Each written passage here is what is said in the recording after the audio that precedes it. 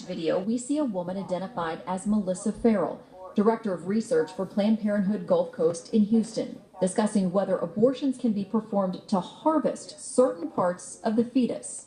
Yeah, and so if we alter a process and we are able to obtain intact fetal cadavers, then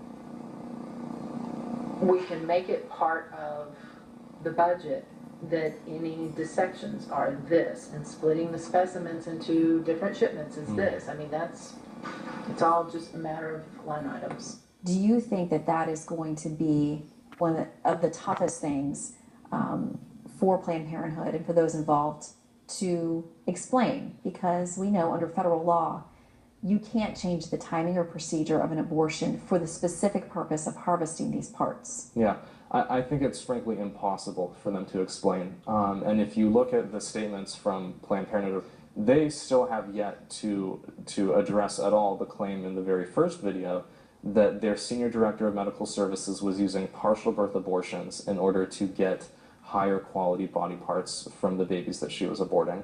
My understanding is that for those specimens to be sellable, to use for research, you can't have used certain drugs in utero to have caused the death of the child, to end that life.